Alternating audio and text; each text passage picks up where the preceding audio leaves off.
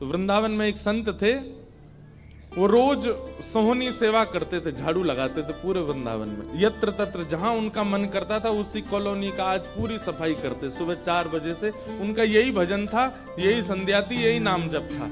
सोहनी लेते और लेकर के बुहारते पूरे मार्ग को। और हमारी आपकी तरह नहीं जोर जोर से, नहीं, धीमे धीमे।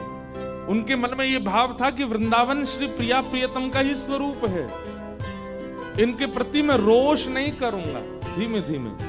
और जब बुहारते थे तो अपने नेत्रों से ध्यान पूर्वक ब्रज की रज को देखते थे। कहीं कोई चिन्ह दिख जाए, कहीं किशोरी जी के चरण रज दिख जाए, कहीं ठाकुर जी के चरण दिख जाए। करते करते जब वर्षों बीत गए, किशोरी जी के मन में भाव आया, हम नित्य रास के लिए वृंदावन में जाते हैं और पूरे वृंदावन को सुव्यवस्थित ये महात्मा करके रखते हैं, और इनकी एक ही अभिलाषा है कि हमारे चरण चिन्ह इनको दिख जाए। एक दिन किशोरी जी ने उनको अपने चरण चिन्ह का दर्शन कराया। वो चरण चिन्ह देख करके उनके मन में विश्वास हो गया कि हे श्यामा जो चरण चिन्ह है, इसका मतलब चरण भी है, और चरण है तो मतलब आप भी हो। जब चरण चिन्ह तक ले ही आई हो तो आप अपने दर्शन भी करा दो। अब अगली उनकी स्थिति हो गई कि अब चरण चिन्ह नहीं, अब तो प्रत्यक्ष किशोरी जी को देखना। लेकिन हमारे ब्रज की एक परंपरा है कि जब तक किशोरी जी की सखियां अनुमति नहीं देंगी ना, तब तक किशोरी जी के दर्शन नहीं हो सकते। इसलिए ललिता जी को मनाओ, विशाखा जी को मनाओ, यमुना जी को मनाओ, गोपेश्वर महादेव को मनाओ। सखियां जब रीझ जाएंगी तब किशोरी जी से मिलना हो। वृंदावन रस अलग है। अभी हम 15 तारीख से जो कथा करने वाले हैं वो वृंदावन रस के ही ऊपर है। 15 से लेकर के 18 अप्रैल तक गांधी धाम कच्छ गुजरात में, जहां पर वृंदावन रसामृत पद लिखा गया, वहां उस कथा को आप लाइव सुनना। उसमें वृंदावन रस की ज्यादा चर्चा करेंगे। तो जब तक ललिता विशाखा आदि सखियां अनुमति नहीं देती तब तक किशोरी जी के दर्शन नहीं होते। लेकिन किशोरी जी तो चाहती हैं कि उनको दर्शन दें। तो एक दिन किशोरी जी ने रास करते करते अपना नूपुर वहीं छोड़ दिया, और नूपुर छोड़ करके किशोरी जी निकुंज में चली गई। आप सुबह सुबह जब सोहनी करने आए तो आपको वो नूपुर मिला, और नूपुर देख करके वो आनंदित हो गए। इतना सुंदर नूपुर, ऐसी सुंदर उसकी कलाकृति, इतना हल्का उसका वजन, इतना सुंदर उसका स्वरूप।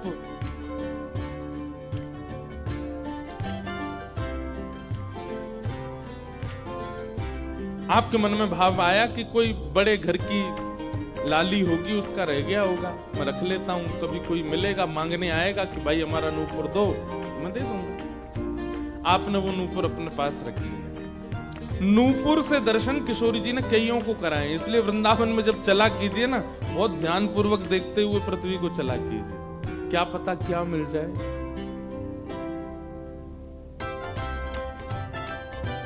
सूरदास जी को भी नूपुर से ही दर्शन हुए किशोरी जी के, और आज इन महापुरुष को भी हो रहे हैं। मुझे नाम स्मृति में नहीं आ रहा है, शायद संभवतः श्याम चरण दास जी नाम था। तो नूपुर को अपने पास रख लिया। किशोरी जी का नियम है कि जब रास में जाती हैं तो सब सखियां उनका श्रृंगार करती हैं, और एक एक श्रृंगार जो उन्होंने धारण किया है वो लिख लेती हैं। कानन में कुंडल पहने हैं, गले में ये हार पहना है, उसके ऊपर मोतिन की माला पहनी है, फिर गुंजा माला पहनी है, फिर नवलखा के हार पहने हैं, हाथन में इतने कड़ूला पहने हैं, पैरन में पाजे। क्यों? बोले रास में श्याम सुंदर आते हैं, पता ना काचोरी करके भाग जाए। अगर एक कम रह जाए तो फिर ठाकुर जी की शामत कहाँ है, हमारी श्री जी का श्रृंगार बताओ। इसलिए सब सखियां जो हैं किशोरी जी के सिर से लेकर नख तक एक एक श्रृंगार को लिख लेती हैं पहले, रास में भेजने से पहले। और फिर रास में आने के बाद, रास से आने के बाद फिर सब सखियां एक एक श्रृंगार, एक बोलेगी हाँ भाई कानन में ये कुंडल है, सिर पर ऐसा सुंदर वो है, गले में ऐसी माला है, हाथन में कड़ूला, पामन में ये 2 पाजेब हैं, सब गिनती करो। और एक एक करके उतारती जाती सखियां। आज किशोरी जी के चरणों का एक नूपुर नहीं। शाखा आदि बोली, हे श्यामा जी आपका एक नूपुर कहां गया? बोले अरे मो तो पतो ना है, सके नृत्य करते करते रह गए हो वृंदावन में। ललिता विशाखा बोली स्वर्ग के इंद्र के हाथी के दांतों से बना हुआ नूपुर है, वो सामान्य नूपुर नहीं है। आपके ऊपर तो कोटि कोटि ब्रह्मांड वारी वारी जाते हैं किशोरी जी, पर वो नूपुर ठाकुर जी ने आपको भेंट किए हैं, बड़े बहुमूल्य नूपुर हैं। अब किशोरी जी बोली मोह ना पता कहाँ रह गए हो वो कहीं। किशोरी जी तो मन बना चुकी है ना, दर्शन देना है उनको। तो ललिता विशाखा ने विचार किया कि हम ही जाती हैं, ढूंढ के आती हैं निकुंज में, कहाँ है वृंदावन में। बोले अपने रूप में तो नहीं जाएंगी, तो एक वृद्धा का रूप धारण किया, एक वृद्ध मैया का रूप धारण करके ललिता विशाखा गई और वृंदावन में ढूंढने लगी नूपुर कहाँ है। तभी ढूंढते ढूंढते वो महाराज जी सोहनी कर रहे थे, उनके सामने पहुंची। अरे बाबा हमारी लाली आई सवेरे सवेरे यहाँ पे, और बाके पाम को एक नूपुर रह गयो, तेने देखो। बाबा बोले तुम कौन हो रही? बोले हम पास के गांव की रहवारी, हमारी बहू है वो, और या की लाली है वो, जाको नूपुर रह गयो है। बाबा बोले मैं कैसे पहचान जाऊं कि तुम्हारी ही लाली का नूपुर है? भाई मनचले लोग हैं, बहुमूल्य वस्तु किसी पे देखते हैं तो सब अपना अपना बताते हैं। रोड में अगर 100 रुपया गिर जाए और 50 लोग वहां से निकल रहे हों, कि कोई पूछे भैया 100 रुपया किसका, सब अपनी जेब चेक करते, भले ही कुछ लेके नहीं थे, भले ही जेब में कुछ नहीं था, फिर भी देखते लग तो मेरा ही रहा थे, मेरे जेब में 100 रुपए तो थे। सब अपना बताते हैं बहुमूल्य वस्तु को। तो मैं कैसे मानूं कि तुम्हारा नूपुर है? अरे बाबा हम कह रहे हैं तुम थे। बोले कहवे को अभी मैंने तो मैं तो असमंजस में पड़ जाऊंगा कि मैंने गलत आदमी दे दियो। बाबा कैसे मानेगो? बोले एक नूपुर मेरे पास है, एक नूपुर तुम्हारी बहू ने ही पहन रखो होगा, बाकू ले आओ और यहां लाकर के मुझे पहले नूपुर की पहचान करा तो मैं दूसरा दे दूंगा। ललिता विशाखा बोली बड़ो चतुर बाबा है, श्री जी को बुला रहा हो। अरे बाबा तो शर्म ना आवे, ऐसी घर की बहू बेटी ने हम तेरे पास लेके आवेंगे। बाबा बोले तो फिर चले जाओ, तुम पर भैया खूब धन धान्य, दूसरा नूपुर बनवा लियो, जिम मुंह पे रहने दो। ललिता विशाखा बड़ी चिंता में लौट करके आई तो किशोरी जी बोली क्या बात है, आप इतनी चिंतित क्यों? बोले एक बाबा है, बाने आपको नूपुर धल लियो, यूं कह रहा है कि पहले जिनके पास एक नूपुर है उनको लेके आओ, तब दूसरा दूंगा। तो श्री जी बोली इसमें क्या देर है, फिर ले चलो, चलते हैं ना। विशाखा जी समझ गई, बोले हे ललिता जी ये सब लीला किशोरी जी कर रही हैं, इनको दर्शन देना है उनको, और हमसे और आपसे स्पष्ट कह नहीं सकती, क्योंकि हम तो फिर सबको परखने लगती है ना कि इसमें कोई दोष तो नहीं, इसमें क्या गुण है। इसलिए किशोरी जी सीधे हमसे नहीं बोल करके और ये लीला कर रही हैं, इनको ले चलो। और किशोरी जी आई वृंदावन, और महात्मा बैठे सोहनी कर रहे थे, और सामने से जैसे ही किशोरी जी को आते हुए देखा, बाबा ले हमारी बहू आ गई, अब नूपुर दे दे, देख यहाँ को नूपुर भी वैसा ही है। बाबा बोले मेरी आंख की कमजोर है ने, दूर से दिखना रही, पास लाके हाथ से स्पर्श कराओ। ललिता विशाखा बोली बाबा तो शर्म ना आ रही अपनी बहू को स्पर्श करा में? तो बोले चरण स्पर्श करावे में कहा देर, ले आओ। किशोरी जी समीप गई, जैसी चरण स्पर्श किए अपने हाथों से नूपुर पहना करके लिपट गए चरणों से। हे किशोरी जी, हे श्यामा जी, अब कृपा करो, मैं जानूं ना तो ये दोनों कोई बूढ़ी मैया हैं और ना आप इनकी बहू, आप साक्षात किशोरी और ये ललिता विशाखा, अब मुंह पे कृपा करो। तो किशोरी जी ने उसी नूपुर से उन महात्मा के सिर पर एक चिन्ह बना दिया, अपने नूपुर का ही चिन्ह बना दिया, और कहा बाबा अब जीवन भर ये छाप आपके मस्तक पर ही रहेगी, मेरे नूपुर की छाप। उन महात्मा के मस्तिष्क पर जैसे हमारे तिलक दिखता है, ऐसे प्रत्यक्ष नूपुर की छाप प्रत्यक्ष सबको दिखने लगी। अब ये तो थी उनके ऊपर कृपा, लेकिन इससे क्या हुआ कि वे महात्मा लौट करके जब अपने आश्रम आए तो उनके गुरुजी ने जब उनके माथे पर देखा तो वो बोले, ए तुमने अपने गुरु के द्वारा दिया हुआ चिन्ह बदल दिया? हमने जो तुमको तिलक दिया तुम वो क्यों नहीं लगाते, ये क्या लगाए घूम रहे हो। तो हाथ जोड़ के निवेदन किया, गुरुजी ये कोई तिलक नहीं है, ये कोई चिन्ह नहीं है, ये तो मेरी किशोरी जी ने कृपा करके अपने नूपुर का चिन्ह मुझे दे दिया है। तो गुरुदेव बोले, हाँ तू बहुत बड़ा भक्त है ना, किशोरी जी आकर के तुझको चिन्ह देंगी। कोई माने नहीं, सब बोले जाओ इसको मिटा के आओ, और जो मैंने तुमको चिन्ह दिया है वो लगाओ। अब पहले तो उनके हाथ कांपे कि मैं इसको कैसे मिटाऊं, लेकिन गुरु आज्ञा से ऊपर कोई नहीं। देखो ये गुरु निष्ठा होती है। किशोरी जी ने भले ही चिन्ह दिया, लेकिन गुरु आज्ञा है तो ठीक है। गए यमुना जल से सुबह से शाम हो गई मिटाते मिटाते, लेकिन वो चिन्ह मिटा नहीं उनसे। शाम को लौट करके आश्रम आए तो गुरुजी बोले, मैंने तुझे सुबह टोका था ना ये चिन्ह मिटा किया, तू अभी भी नहीं मिटा रहा। बोले गुरुजी मैंने प्रयास तो बहुत कर लिया लेकिन ये मिट नहीं रहा है। तब भी उनके गुरुजी माने नहीं। अब तो महाराज ये होने लगा कि गुरुजी को इतना क्रोध आ गया कि ये इतना हट कर रहा है कि हमारे द्वारा दिया गया तिलक चिन्ह उसको अस्वीकार करके और ये मनमुखा चिन्ह लगाए घूम रहा है माथे पर। गुरुजी ने सब अपने परिकर के लोगों को बैठा करके पंचायत करी आश्रम में, बोले इसको निकालो। जब हम में श्रद्धा नहीं, हमारे स्वरूप में श्रद्धा नहीं, हमारे तिलक में श्रद्धा नहीं, तो क्यों रहता है यहाँ पे। रोते रोते बोले गुरुजी मैं सत्य बोल रहा हूँ, ये किशोरी जी ने चिन्ह दिया है और मैं खूब प्रयास कर रहा हूँ, नहीं तो आप प्रयास कर लीजिए, ये मिट नहीं रहा है। अच्छा अब हमसे चाहता है कि हम तेरे माथे को छू करके मिटाएं, नहीं माने। तब उन्होंने नेत्र बंद करके किशोरी जी का स्मरण किया, हे श्यामा जी मैं किसी को प्रमाणित ये नहीं करवाना चाहता कि आप मुझे मिली हो, पर मेरे गुरु के चित्त में मेरे प्रति अविश्वास आ रहा है, इसके लिए कोई आप लीला करो। तो भगवान के सखा श्री सुबल जी की ये आराधना करते थे। ये जो महापुरुष थे ये ठाकुर जी के सखा सुबल का चिंतन करते थे कि कभी मैं ठाकुर जी से मिलने का मन हो तो सुबल, जैसे भगवान के सखा है ना, तन सुखा मन सुखा धन सुखा मधुमंगल श्री दामा सुबल, तो ये सुबल का चिंतन करते थे कि सुबल कभी कृपा करेंगे तो मुझे ठाकुर जी से मिला देंगे।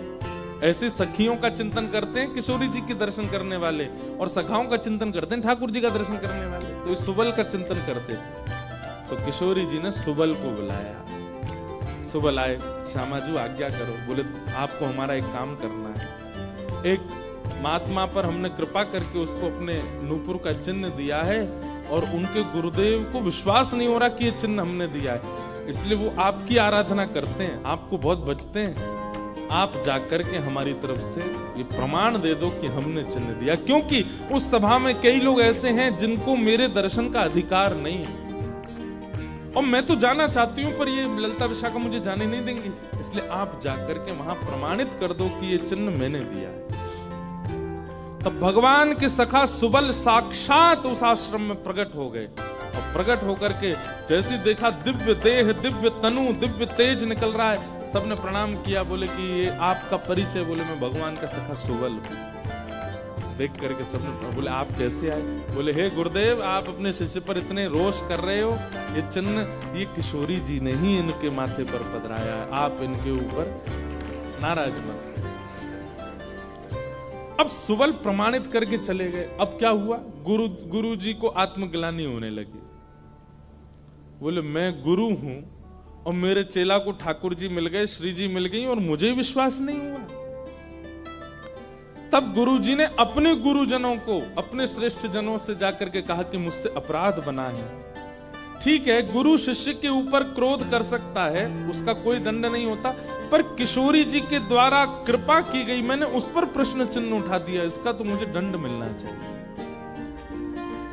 तब सब रसिक जनों ने विचार किया, बोले इसका क्या दंड दें? तो बोले आप एक काम कीजिए कि दंडोत्सव कीजिए। दंडोत्सव। बोले दंडोत्सव में क्या करना है?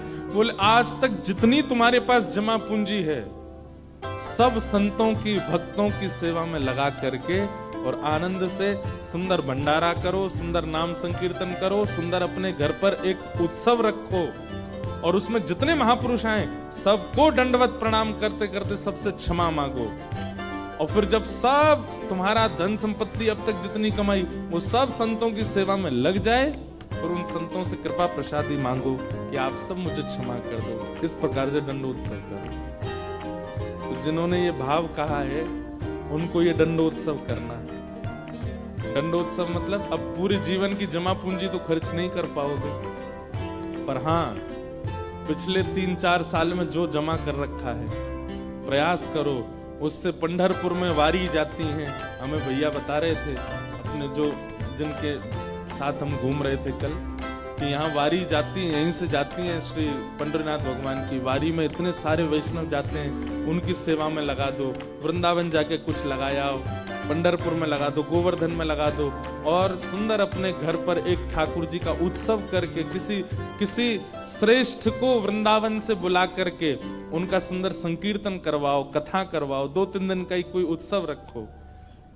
इस प्रकार से अपनी वो जमा पूंजी संत वैष्णवों की सेवा में खर्च करके भंडारा करा के जितनों से मिलो सबसे क्षमा मांगो।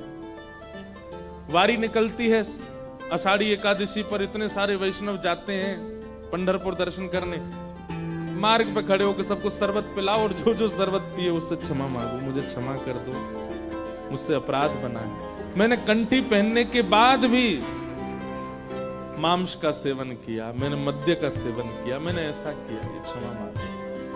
असंख्य भक्त एक साथ जब आपको क्षमा करेंगे तब आपका ये अपराध पूर्ण होगा। इसी को कहते हैं दंडोत्सव। तो फिर कथा पूरी करें। वो महाराज जी को सब लोगों ने कहा तुम दंडोत्सव करो, तो उन्होंने कहा ठीक है, मैं अगले 7 दिन के लिए दंडोत्सव करूंगा। ब्रज में जितने भी संत आवेंगे ब्रज की सीमा पर खड़े होकर के सबको माला पहना करके सबको सत्कार के साथ लाया जाए। आश्रम में उनकी रहने की सुंदर व्यवस्था, प्रसाद की व्यवस्था, और नाम संकीर्तन अखंड चले 24 घंटा 7 दिन तक, और खूब भंडारा चले, और जितने महापुरुष आए सबसे क्षमा मांगनी। तो जब ये दंडोत्सव का बात हुई तो गुरु जी ने दंडोत्सव लिया, और चेला बेचारे जिनको किशोरी जी ने चिन्ह दिया था वो मन में सोचने लगे ये क्या हो रहा है, मेरे कारण मेरे गुरुजी को दंडोत्सव करना पड़ रहा है। तो उन्होंने अपने गुरुदेव के सामने प्रणाम करते हुए अपनी झोली फैला के कहा गुरुजी मुझे एक भिक्षा दे दो। तो क्या चाहिए? बोले जो दंडोत्सव आप करना चाह रहे हैं मुझे करने दीजिए, आप विराजिए, आपकी जगह मैं करूंगा, मैं शिष्य हूं आपका। तो बोले नहीं अपराध हमने किया तो तुम क्यों करोगे? बोले गुरुजी बस यही कृपा चाहिए। तब बड़े संतों ने मिलकर के सबने कहा कि भाई देखो शिष्य कर सकता है, अगर इनकी इच्छा है तो ये करने दो। तो फिर गुरुजी का दंडोत्सव उन्होंने ही किया जिनको चिन्ह किशोरी जी ने प्रदान किया। दंडोत्सव इस प्रकार भैया जिनसे ये अपराध बन जाता है ना, कभी कंठी माला पहनने के बाद अपराध बन जाता है, किसी वैष्णव के प्रति कुभाव बन जाता है, किसी तीर्थ में जाकर के कोई पाप बन जाता है, उनको ये सब दंडोत्सव करने चाहिए। अपनी कोई पैसा खर्च कराने के लिए नहीं कह रहे हम, लेकिन हाँ जितना हो सके वैष्णवों की सेवा करके, अब चाहे वो धन लगा के करनी पड़े, चाहे तन से करनी पड़े, चाहे मन से करनी पड़े। पर लोग बड़े कंजूस हैं आजकल। बोले कि महाराज जी आपने मन से सेवा भी तो कही है, कोल्हापुर में बैठे बैठे आंख बंद करके यही संतों की सेवा कर देंगे, इनके पाम पूछ दिए, 5000 रुपया हमने दक्षिणा में दे दिए, ले खर्च भी नहीं हुए, मन से सेवा भी हो गई। तो इसलिए दंडोत्सव करो।